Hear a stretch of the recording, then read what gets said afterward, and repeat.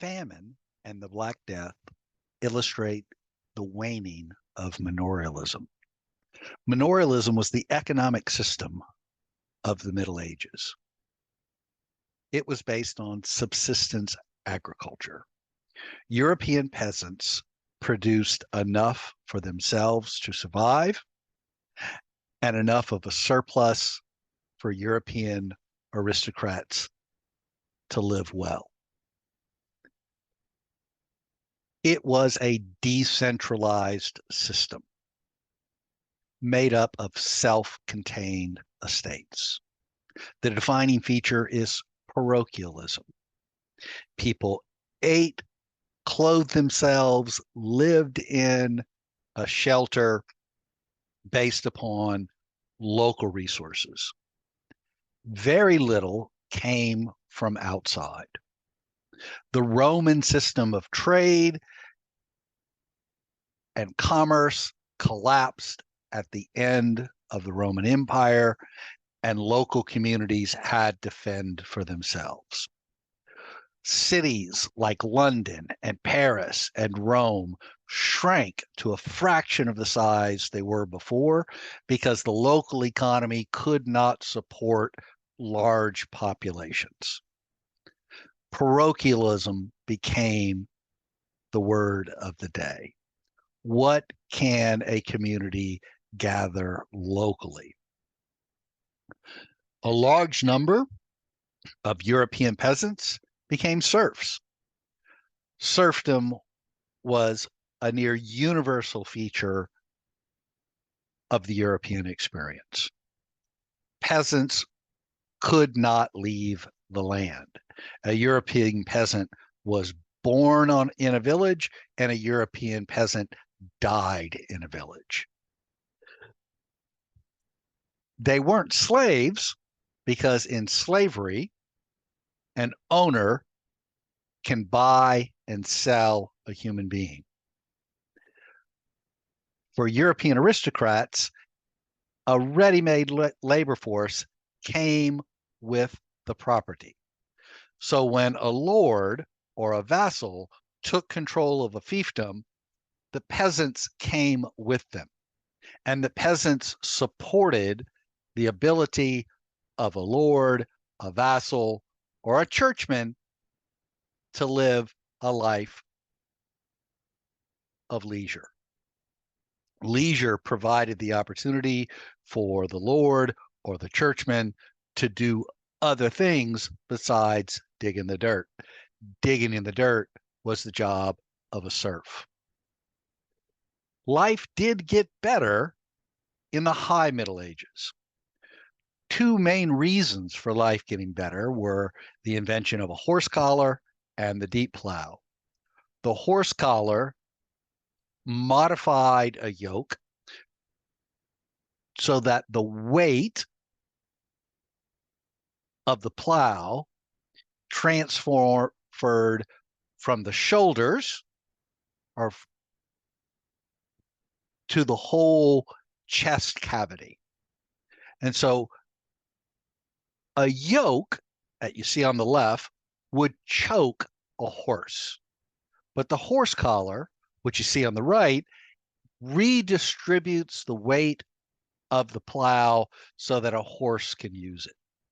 A horse is much more amenable to directions than an oxen. Oxen, you've not heard about it. They're dumb as an ox.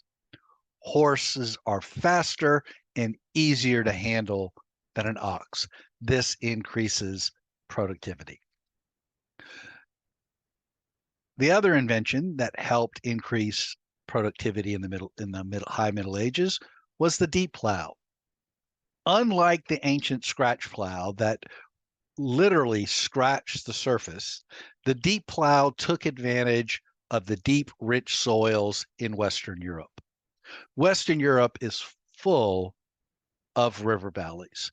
Those river valleys, over the course of centuries, deposited mountain silt from erosion down in the valley. Since they were relatively unworked, these deep plows exposed new nutrients, created aeration, and allowed for plants to flourish in the High Middle Ages. For nearly 500 years, European peasants were eking out a living. Now, for the first time, European peasants are able to produce more than before. This surplus opened up the door to towns and trade. Towns and trades reemerged again in the High Middle Ages, around 1000 of the Common Era. Towns were different because towns needed a royal charter. Towns operated outside of the system of feudalism. They had royal protection because they produced coin, coin produced wealth, that wealth fielded a royal army. Towns and cities had marketplaces. Most of what was sold in the market were local goods. Peasants from the surrounding villages brought their product into market, sold it to a vendor. The vendor then resold it to its customers in town. Not only peasants were bringing things in, but also people who were working with cows or goats or sheep, people that were fishermen going out to sea. These markets provided a surplus to towns, and towns began to grow once again for the first time in 500 years. This created a new group of people called the bourgeoisie. The bourgeoisie were people who lived in a walled community, a burg. They weren't peasants, they weren't nobles, they weren't churchmen, but they were city dwellers. And city dwellers saw themselves different than the rest. They had, by and large, a higher lifestyle, but they still weren't noblemen. Cities, in particular, were prone to famines. But in the 14th century, a series of famines hit Northern and Western Europe. This period is known as the Little Ice Age. Now, it wasn't an ice age per se, right? There's no ice around, but it did change temperatures anywhere from a half a degree Celsius to 3 degrees Celsius, and that makes a big difference for crops. It ended predictable weather patterns in Western Europe. So frost arrived earlier and frost arrived later in the season, which can mean the difference between a spring sowing going well and germinating to a crop, or harvest going badly because the frost comes too soon and kills things before it can actually get into a barn. Another feature of this little ice age was colder, wetter rain. So this cool, wet rain contributed to produce rotting faster in barns and storage areas. Seed in particular was vulnerable to this because seed is necessary not only to what you eat, but what you're going to plant the next year. And so the crop to market pipeline was broken. And so these cities and these towns that had grown up during the High Middle Ages all of a sudden found themselves vulnerable to low or no food supply. On top of that came the Black Death. At mid-century, a new disease swept through Europe. Around 1350, around the middle of the 14th century, an unknown disease came into Europe. Today, as historians, we can track it, right? So on this map, you can look at all the little arrows, which shows where the Black Death leapfrogged from place to place. And it started in Central Asia on the right of the map, and then went to Constantinople, went through Asia Minor, up through Italy, up through the Balkans, up through Spain, eventually reaching Northern Europe. This was a horrible disease. We know today that it was spread by rats and fleas.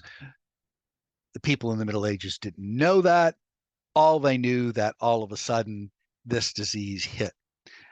There were two types of it. One was a skin disease that caused the skin to die and pus and then turn black. Another one jumped into the lungs, and so a person with the Black Death could their lungs died from the inside out, and so they would cough up big pieces of blood, big pieces of lung, and it was a horrible way to die. This also hit cities the hardest because the Black Death was a contagious disease, and people in close proximity to one another are more likely to catch it than not.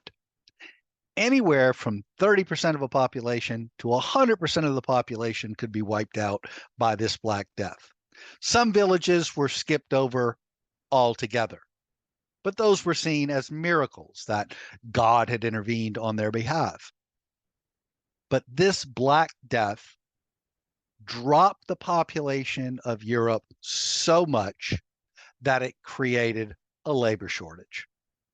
Now, this sounds horrible to talk about people this way, but all of a sudden, in the 14th century, at the end of the Middle Ages, labor becomes scarce enough to become in demand. And so those peasants who were too afraid to move because they couldn't figure out where their next job was going to be or where they were going to go started more than before moving from place to place and trying to get a better life for themselves. Some of them actually found a better life for themselves. But what this Black Death and famine combined did was broke manorialism. Manorialism, people staying in one place for their entire lifetime and generationally, changed here in the 14th century. Famine and the Black Death combined to produce much more mobility. Now, it's not a lot in the 14th century, but mobility, moving from place to place, not being tied to a particular location, is a feature of modernity. Relying on foreign goods and foreign imports are a feature of modernity. The famine and the Black Death combined to weaken manorialism to a point where social institutions slowly began to evolve into change, looking more like our side of the coin than the medieval side of the coin. The famine and the Black Death illustrate the waning of manorialism.